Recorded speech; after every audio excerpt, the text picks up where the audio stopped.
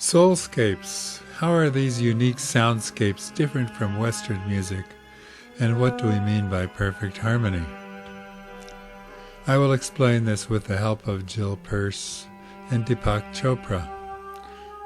Jill Peirce has been referred to as Britain's best-known musical healer. Sound is made of waves.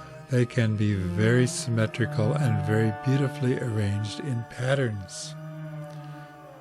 And every cell in our body is singing too. Yes. And along with the whole body and with our ecosystem and with the stars and galaxies. Everything sings. There's a symphony in the universe and we're dancing to it even though we can't name the tune.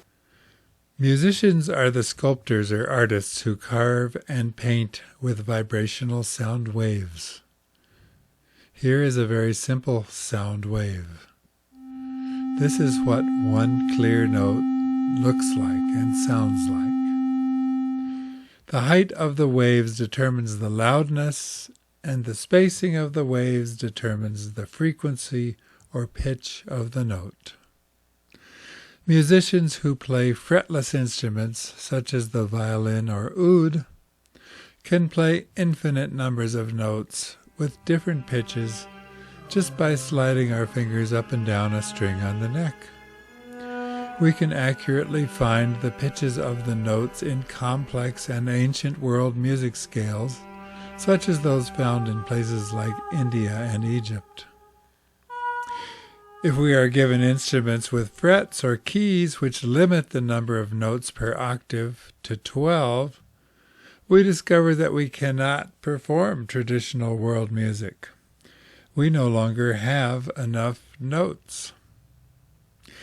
It's exactly as if a painter were handed a palette with only 12 colors of paint and told that all paintings must be created with only those colors. Here we see a photograph of birds, which shows only 12 colors. And here we see the same photo, but in full color. Millions of colors are available. Ancient musical traditions preserve scales and harmonies which use many different intervals because musicians were playing instruments which allowed them to control microtonal pitch intervals. Now comes the most important point. We must see how harmony is created. True, perfect harmony is heard when the sound waves created by two notes nest perfectly together. This is called just intonation, and as you can see in these waveform images, the waves of the two notes coincide or intersect perfectly. The peaks and valleys of the sound waves form symmetrical patterns and amplify each other. They love each other because they can nest together. Perfect harmony is created. Musicians from ancient cultures in India, the Middle East, and Asia have known about this and written about this for more than 1,000 years. Now it so happened that with the invention of the keyboard in Europe, and the fascination with one person being able to play up to 10 notes at once, because we have 10 fingers, the tuning system called equal temperament was born. Yes, one person could replace 10 musicians, but there was a serious problem. The simple, harmonious relations between notes which musicians had always listened for were compromised. The point about the Western music is it's all out of tune because of the popularity of keyboards in the 17th century. Instead of employing simple ratios to define harmonic intervals in the tuning system, whose harmonies we can sense and feel in our bodies, the equal-tempered scale gradually came to dominate, and the correct ratios between notes were averaged out so that keyboards could be played in any key. But perfect harmony was lost. Wavelengths from two notes no longer nested together. the piano industry and its advocates gambled that audiences would not notice the terrible loss. Here we see the waves from two notes which no longer nest together. The peaks and valleys of the waveforms in these magnified images never line up. These are the notes which Western pianos and fretted guitars produce. This harmonographic image of an equally tempered major sixth interval is a mess because there is no harmony in it. A perfectly harmonious, justly intonated harmonographic image of the correctly played major sixth looks like this. And which means that all intervals in Western music are out of tune.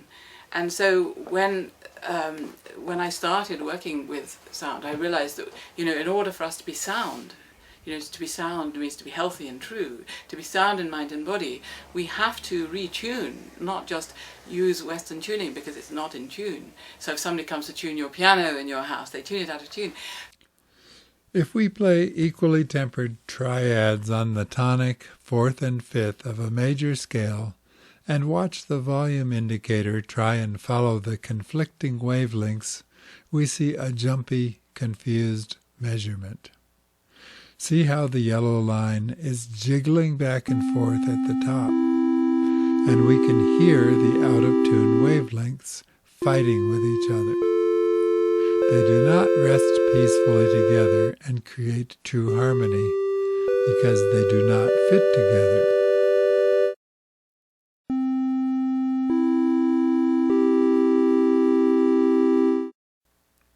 But if we play the same three triads in the perfect harmony of just intonation, we see the volume indicator smooth, steady, and stable. We can feel and hear the smoothness of the harmony. The frequencies are not competing with each other because they nest together, and restful, peaceful intervals are the result.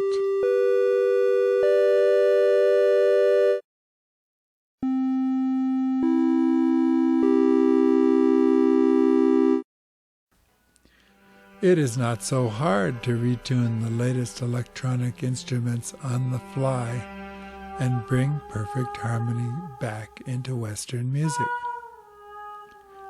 And these soulscapes, built on 20 perfectly harmonious traditional Egyptian music scales, are finally available so that you can surround yourself with harmonious vibrations as you meditate, as you move in your yoga or sacred dance, or as you work in the hands-on healing arts of massage therapy.